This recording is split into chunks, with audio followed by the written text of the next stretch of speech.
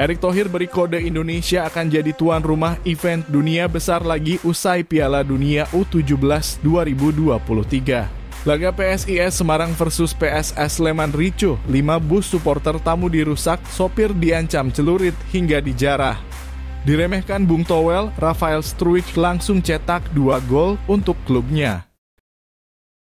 Sebelum lanjut ke berita terlengkapnya, alangkah mulianya bagi kalian untuk tekan tombol like dan subscribe channel ini. Jawab kritik Fakhri Husaini soal naturalisasi pemain timnas Indonesia, Hassani masa pemain merantau tak boleh pulang? Mantan anggota Exco PSSI Hassani Abdul Ghani menanggapi kritik terhadap pemain naturalisasi timnas Indonesia, terutama yang disampaikan oleh Fakhri Husaini. Hassani merasa kecewa dengan pandangan tersebut dan menegaskan bahwa pemain keturunan tersebut merupakan WNI yang berkarir di luar negeri dan memiliki hak untuk membela timnas Indonesia sesuai aturan FIFA. Ia menyayangkan kritik tersebut terutama setelah proses kontroversial naturalisasi 5 pemain asal Brasil pada 2020. Hassani memahami bahwa reaksi negatif masyarakat mungkin dipicu oleh kejadian tersebut.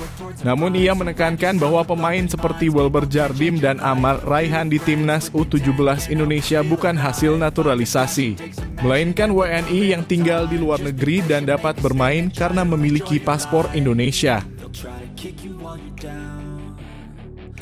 Erick Thohir beri kode Indonesia akan jadi tuan rumah event dunia besar lagi usai Piala Dunia U17 2023. Piala Dunia U17 2023 di Indonesia telah berakhir dengan Jerman keluar sebagai juara setelah mengalahkan Prancis melalui adu penalti 4-3 di final. Pertandingan berakhir imbang 2-2 dalam waktu normal. PSSI menyatakan kepuasan karena turnamen berjalan lancar menunjukkan kemampuan Indonesia sebagai tuan rumah event internasional. Para pelatih memberikan pujian untuk fasilitas dan keramahan masyarakat Indonesia. Erick Thohir, Ketua Umum PSSI, meminta kesabaran terkait event olahraga selanjutnya di Indonesia sambil menekankan pentingnya menggelar event tersebut untuk memperkenalkan Indonesia ke dunia. Dia juga menekankan fokus PSSI pada pembinaan usia muda untuk meningkatkan prestasi sepak bola Indonesia.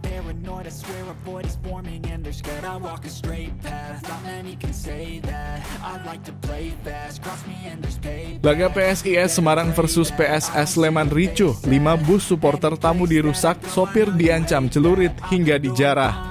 Pada laga pekan ke-21 Liga 1 2023-2024 antara PSIS Semarang dan PSS Sleman di Stadion Jatidiri Semarang, segerombolan pemuda beratribut PSIS Semarang merusak 5 bus pengangkut supporter PSS Sleman. Kejadian tersebut terjadi setelah pertandingan dan bus-bus tersebut parkir di Jalan Sisingamangaraja sekitar 5 menit jalan kaki dari stadion. 3 bus mengalami kerusakan dan 1 diantaranya tidak dapat berjalan karena akinya dicuri. Sopir bus tersebut juga mengalami ancaman dengan celurit dan kehilangan dompet ponsel dan uang tunai. Kericuhan terjadi pada penghujung babak kedua menyebabkan waktu injury time tidak dimainkan. Aksi saling lempar antara supporter PSS Sleman dan PSIS Semarang di Tribune Barat turut memicu kekacauan di akhir pertandingan.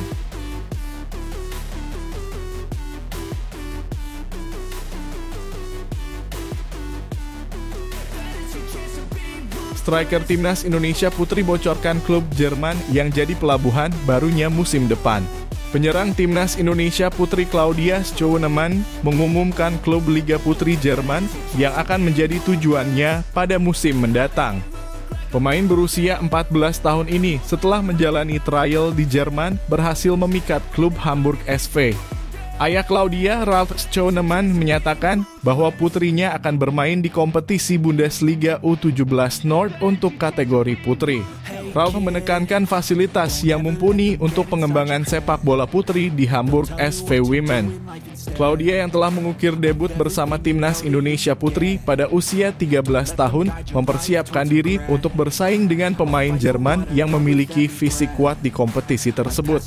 Claudia Schooneman diharapkan menjadi salah satu bintang masa depan sepak bola putri.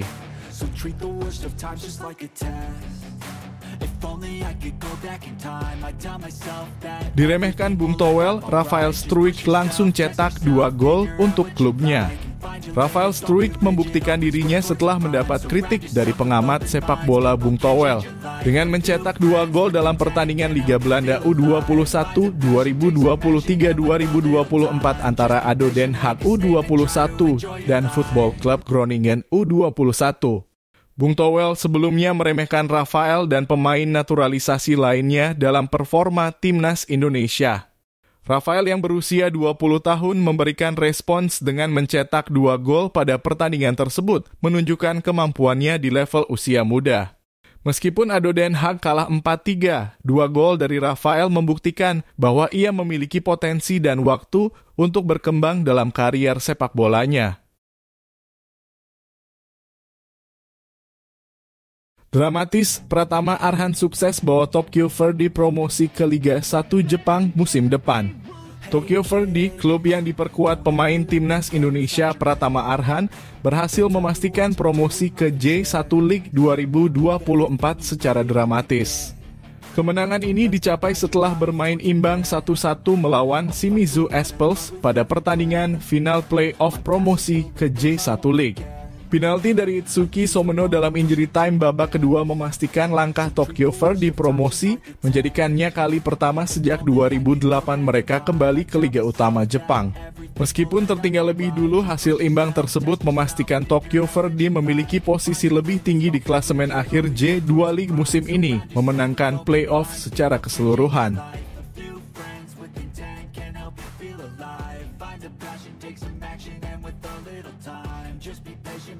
Berkode 5 Desember 2023, Justin Hubner terbang ke Indonesia dan resmi disumpah jadi WNI.